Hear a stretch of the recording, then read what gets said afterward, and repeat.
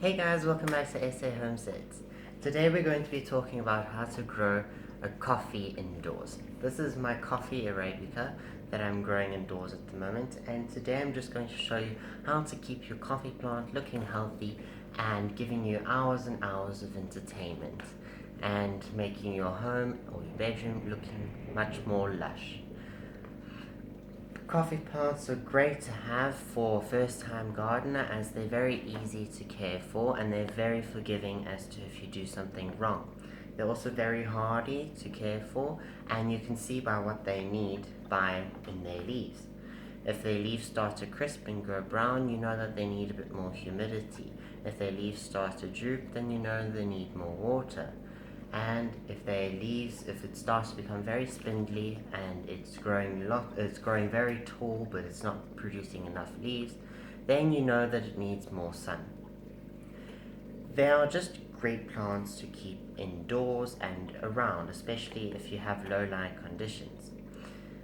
These plants come from the tropics, so they do like their warm temperatures, and they do like bright indirect light, but they also do like shade.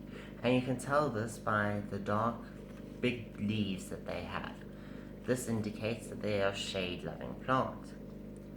They are grown underneath the canopy because they're not very tall plants, trees when they get bigger. So they grow underneath the canopy where they are shaded by the taller trees. So therefore they are adapted to not getting that much sunlight. I grow my coffee right here. It gets a bit of afternoon sun, and otherwise I don't do anything special. I just make sure that the soil is moist at all times, and you can do this by doing the finger test. So what you do is you take your finger, you place it down into the soil until your first knuckle, and if the soil sticks to your finger, then you know you can leave it and do not water. But then if the soil doesn't stick to your finger, then you know you need to water it. Coffee plants are quite quick growing, and if you're lucky enough, they'll even produce fruit for you. This tree might not produce fruit this year, although it is giving out new growth that you can see over here, and I'm just really happy with it. I got it when it was a bit smaller, and there's actually two plants in here, and you can separate them out if you want, but I prefer not to because I prefer bushier and healthier plants. Coffee plants are quite heavy feeders. They like their moist organic soil. They like to have lots of free drainage. They don't like waterlogged soil. So compost and perlite and a little bit of vermiculite just to help with aeration wouldn't do any harm, and the coffee plant will thank you for it. Coffee plants rarely produce fruit indoors, although I've heard of some people that have had fruit indoors, and there will be these little red berries, and you'll know they're time to be picked when they become red, and they come off the branch quite easily. You then have to take the skin off of the fruit, and then you have to take the seed, which is your coffee, and you have to fry it, and then you can use your own coffee. Wouldn't it be awesome to get a coffee, grow your own coffee indoors? I just love this coffee. I've wanted one for quite a while now, and I did get one, and I've had it for about 6 months, so I've had it for a few seasons.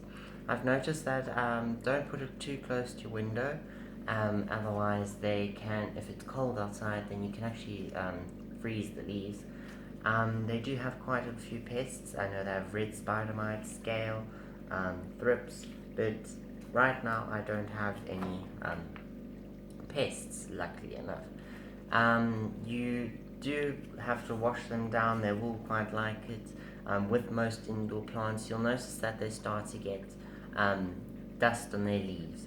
So what I do is I just pop this in the shower. I turn the shower on with a lukewarm tap and let it drip down and rinse off all of the dust, mostly because it's my focal spot in the room, and I just want it to look nice all of the time.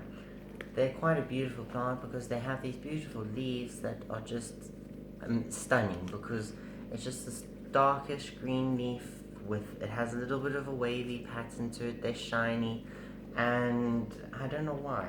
it's a great indoor floor plant if you want to give height to your room, to make your room look more tropical, and your indoor jungle, of course. Fertilizing, they do like quite a little bit of fertilizer. I fertilize mine once a month. I use fish emulsion, and whatever they say in the bottle, you must divide it by half, because I find that whatever the dilutions are, it's a bit too strong, so I give it a little bit diluted more. And yeah, I'm just impressed of how nice and beautiful this plant is. I love it to bits. And yeah, you might find that they actually become too big, so you might have to prune them back. You can then use the prunings to, of course, make cuttings and then give them to your friends or put them in other parts of your house. I do use a grow light sometimes on it. I will just put a lamp over it just to give it a bit of an additional sunlight, and that's mostly in winter, because in summer it gets more light. And yeah, so mine is in a northeastern facing window, so I'm in the southern hemisphere, so it gets most of light all day long. And yeah, it's just a beautiful plant to take care of. And yeah, I hope you enjoyed this video, and please like, share and subscribe. If you have any questions, just drop them down in the comment box below, and I'll answer them. And yeah, I hope to see you guys next time. Have an amazing day, week, month, and year.